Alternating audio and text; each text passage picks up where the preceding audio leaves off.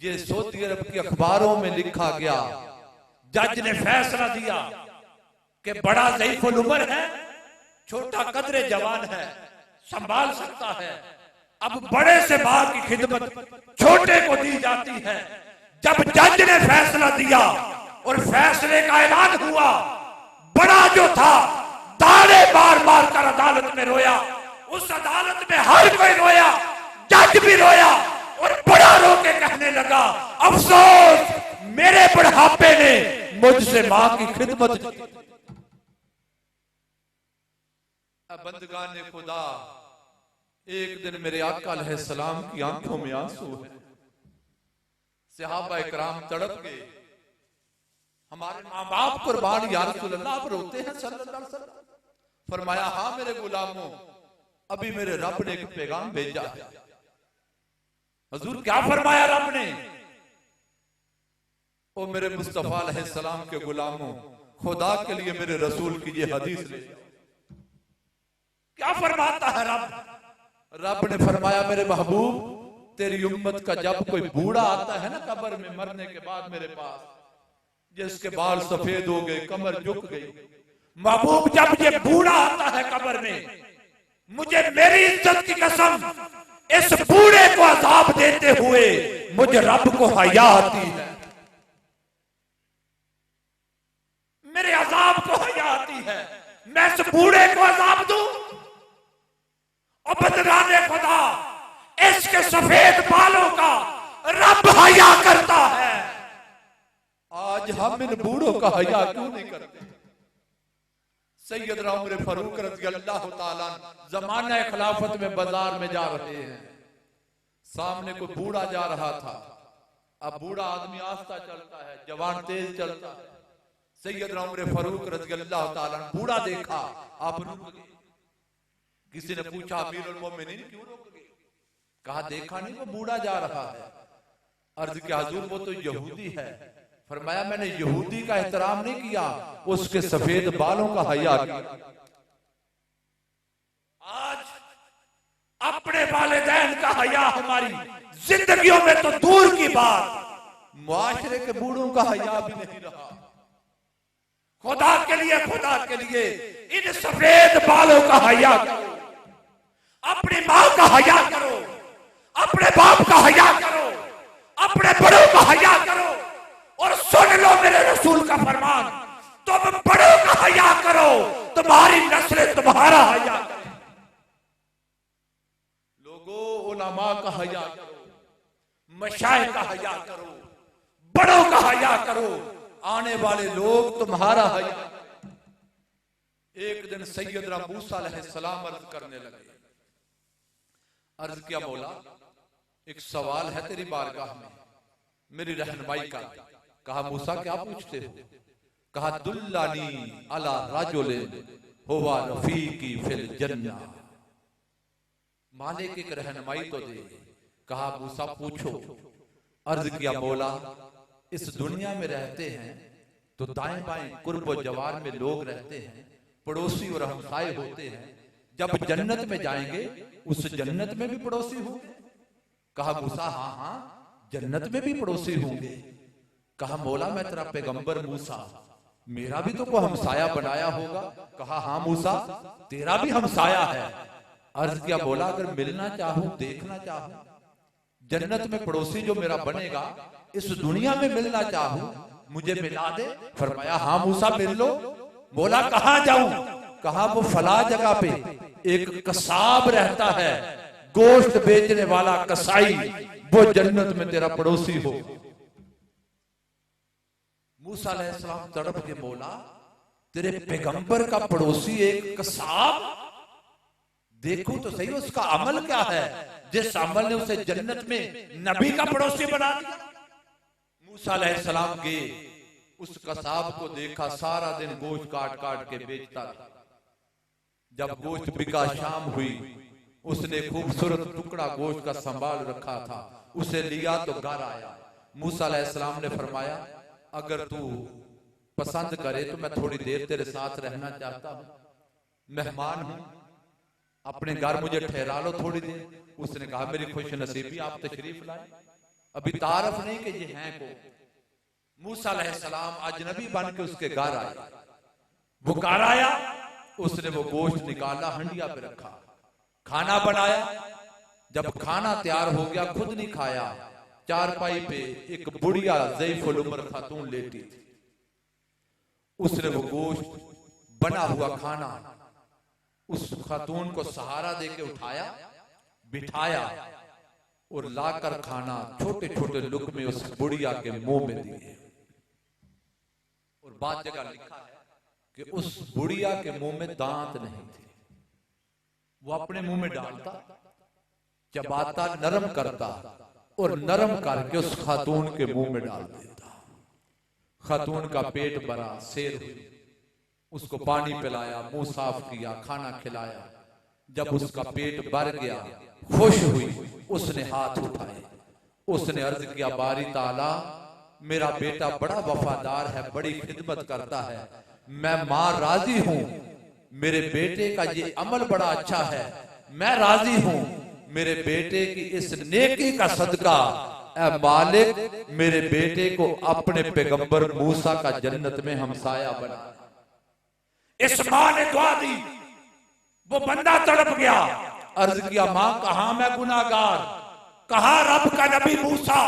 मूसा अलैहिस्सलाम देख रहे थे, आपने फरमाया, भाई तुझे मुबारक हो, मां ने तेरे हक में जो दुआ की थी रब्बे कायनात ने कबूल कर ली, मैं रब का नबी मूसा हूं, तुझे इस बात की जमानत।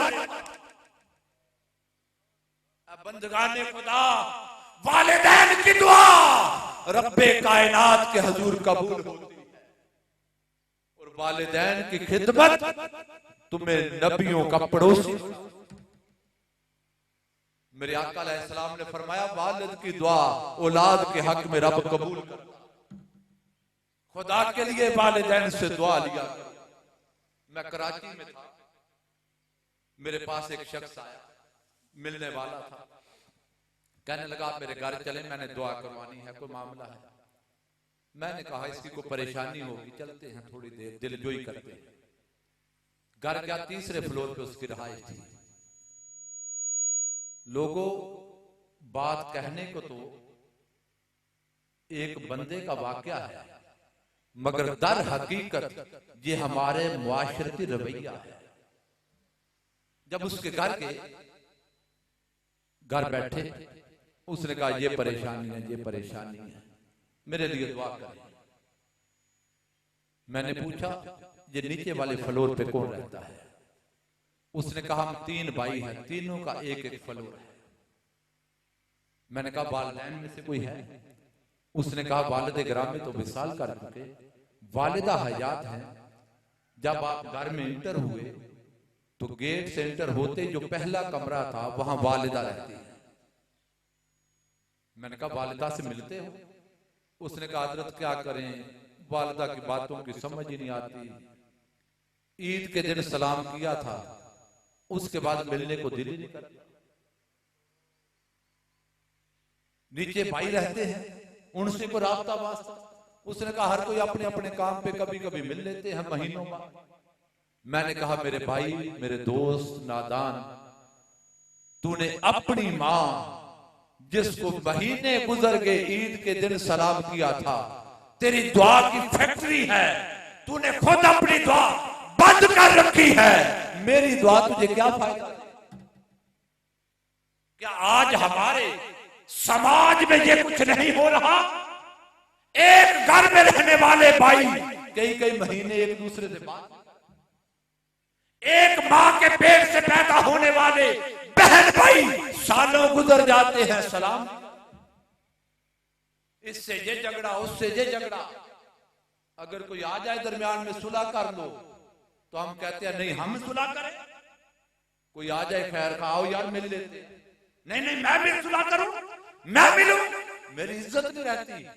वो आए कल के मेरे पास, मेरा नाक कट जाएगा। मेरे आका ने फरमाया अगर किसी से झगड़ा हो जाए जाके उसे मना लो, उसे सुलह कर लो।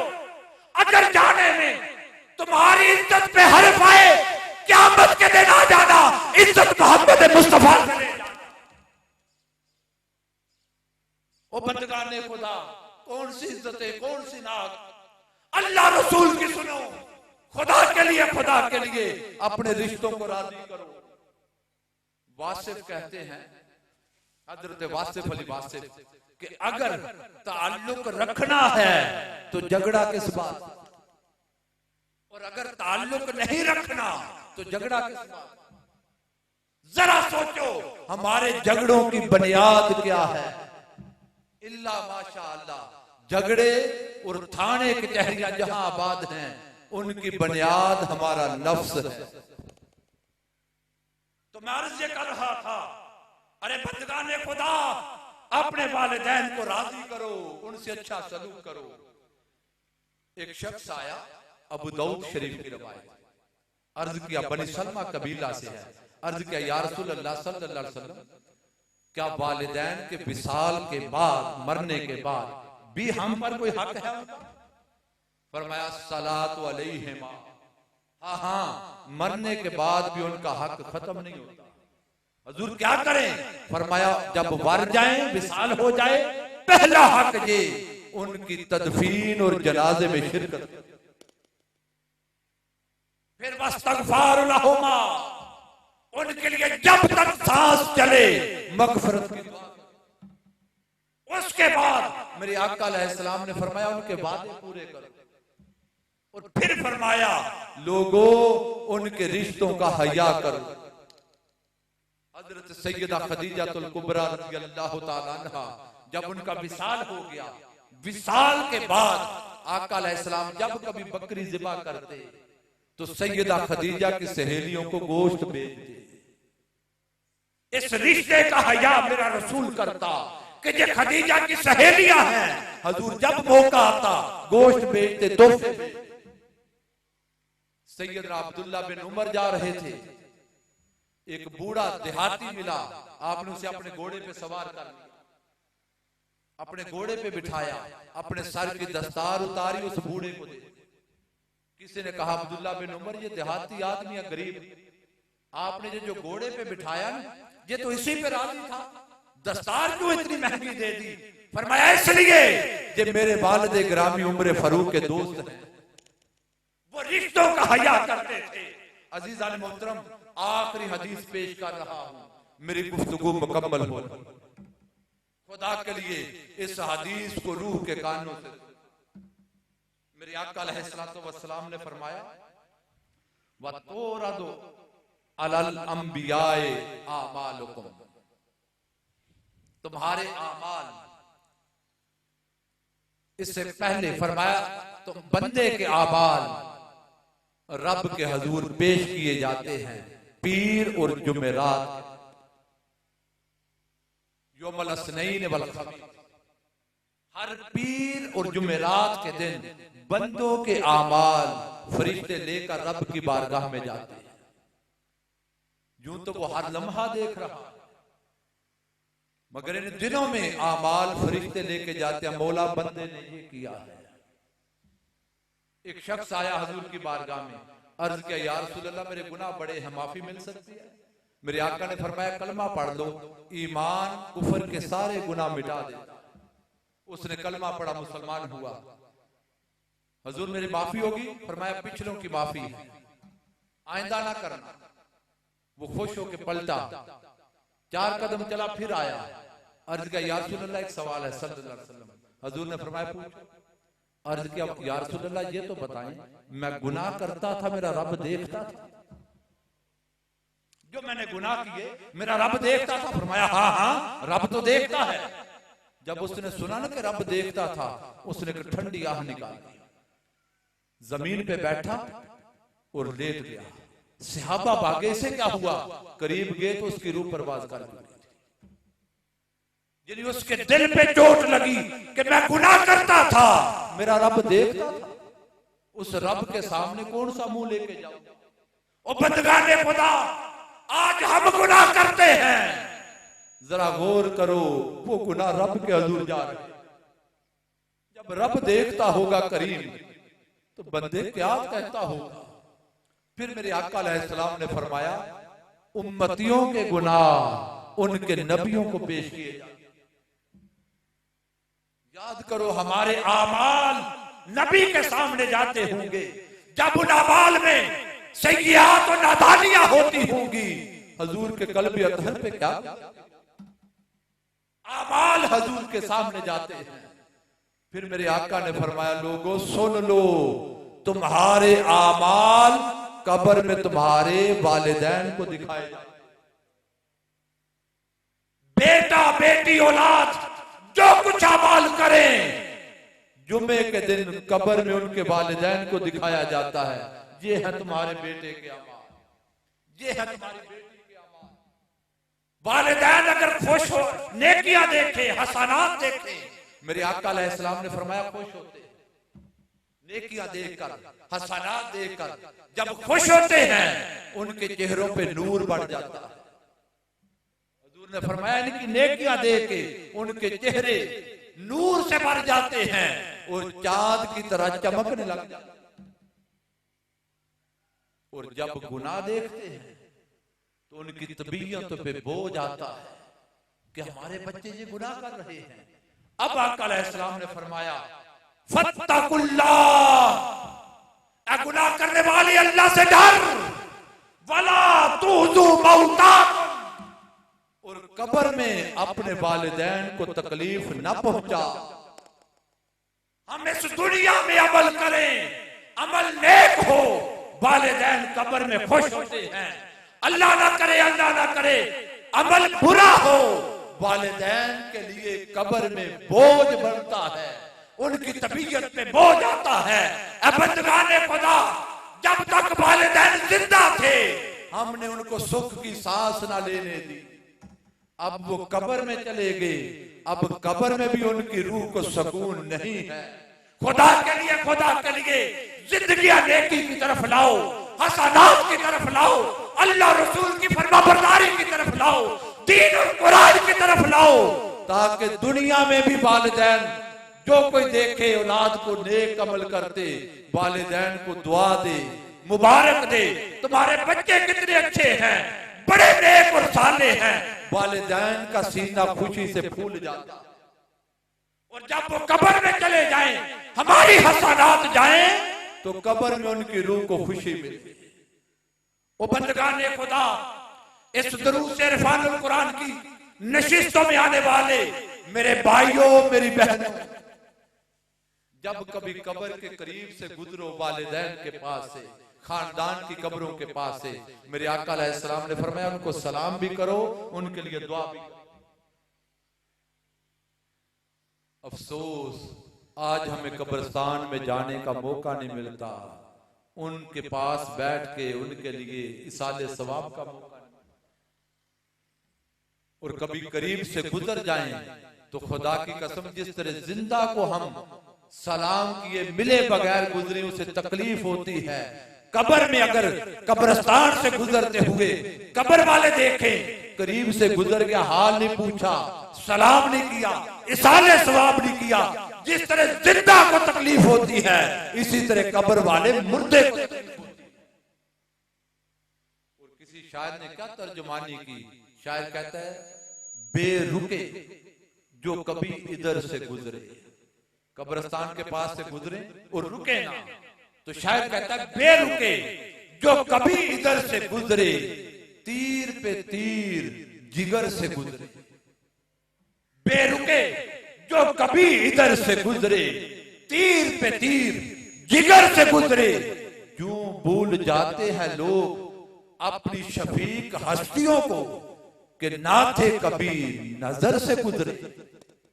बंदगाने खुदा, अगर चाहो कि औलाद अच्छी हो जाए, इनके अमाल नेक हो जाए, दुनिया में भी इज्जत मिले, कब्र में भी खुशी मिले, तो आज औलाद को दीन की तरफ लाना होगा, अल्लाह रसूल की तरफ लाना होगा, कुरान और सुन्नत की तरफ लाना होगा, दीनी मजालिस की तरफ लाना होगा, उनकी अच्छी तरबियत करनी होगी। आज अगर अच्छी तरबियत करोगे तो लोग औलाद को देख के कहेंगे लगता है ये अच्छों की औलाद। मगर अफसोस आज अच्छी तरबियत कौन करे? आज तो हमारे मुआशरे में माहौल न रहा। बाखुदा जमाना क़यामत की चाल चल रहा है, मादियत का जोर और अरूज है, बेरहमी का सैलाब है, नौजवान नस्ल भटक रही है। हमारे घरों में, हमारे मोहल्लों में, हमारे इलाकों में तरबियत नजर नहीं आती। इस दौर में तरबियत जो घरों में नहीं तो मिनहाजुल कुरान कर रहा है। ये तरबियत मजलिसें हैं, इत्काफ आ रहा है। 10 दिन हजूर शेखुल इस्लाम की संगत और सोबत है। खुदा की कसम, हजार बच्चे बच्चियां उनकी जिंदगियों में इनकलाब और तब्दीली पैदा, जिस सोहबत, बरकत, मजलिस और नशीस की बरकत होती है, मन की दुनिया बदल जाती है। हजारों मिसालें हैं। वालिदैन को पूछते नहीं थे, उस संगत ने ऐसा रंग चढ़ाया कि वालिदैन की खिदमत में अल्लाह के हजूर सजदा रेजी में आगे, दीन पर आगे। आओ अपने जवान बच्चे और बच्चियों की फिक्र करो, ताकि कल इस दुनिया में भी इनसे खुशी मिले और कल हमारे लिए साले सवाब करें तो कब्र में भी खुशी मिले। अगर बेटियों की अच्छी तरबियत करना चाहते हो, घरों में उनको नावल पढ़ाने की बजाय, डाइजेस्ट पढ़ाने की बजाय, इंडियन पाकिस्तानी ड्रामे फिल्में दिखाने की बजाय उनको अच्छी किताबें और अच्छे केसर खताबात सुनवाएं। और मिनहाजुल कुरान ने इस तरबियत और तालीम के लिए एक समंदर दिया है। अपने घरों में कुरान की तिलावत रखें और बहनें बेटियां जो तरबियत लेना चाहें तो हमारी विमेन लीग की बहनें हैं, इनसे मिल जाए। इन नशिस्तों को आज के जमाने में गनीमत जाती। हर रोज मेरे कायद का एक मायानाज सबूत आपके पास आएगा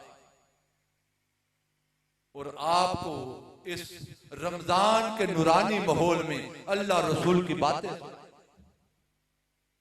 और कल इंशाअल्लाह हमारे एक बड़े नामवर स्कॉलर सरजमीन लाहौर से जो आपके पास पहुंचेंगे, वो मेरे भाई अल्लामा मोहम्मद एहसान रिजवी साहब, और उनका मौजू बड़ा अहमियत का हामिल है, क़याम और सियाम।